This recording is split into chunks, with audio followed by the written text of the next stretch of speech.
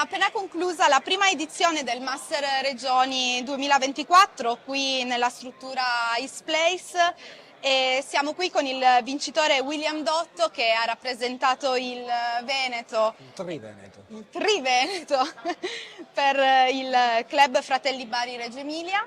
E volevo chiederti come è arrivata questa vittoria, come ti sei trovato all'interno di questa competizione. Il posto è meraviglioso perché una vista sul porto così di Genova, insomma, è veramente qualcosa di molto particolare.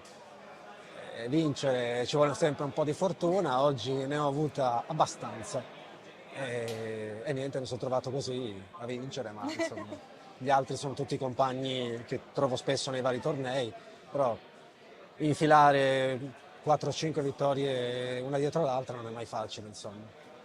Comunque il torneo è iniziato questa mattina, adesso siamo già un po' più in là nella giornata. Com'è stato soprattutto dal punto di vista proprio del tempo?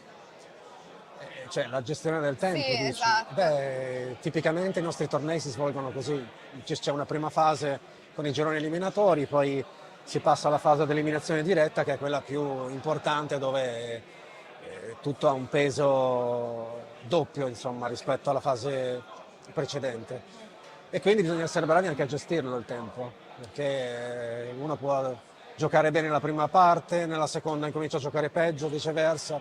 È un gioco molto molto mentale per la gestione delle emozioni e di questi aspetti qui. Ultima domanda che vorrei farti è, conoscendo appunto i ragazzi che hanno appunto fatto il torneo insieme a te, avevi il timore magari di qualche avversario oppure... Era la fiera di avversari forti, insomma, un torneo dove ci sono almeno 3 giocatori fortissimi della nazionale. Io ero la quarta testa di serie, un po' a sorpresa, non avevo niente da perdere, quindi è andata così, però insomma, sono molto contento, è un torneo a cui tenevo veramente molto.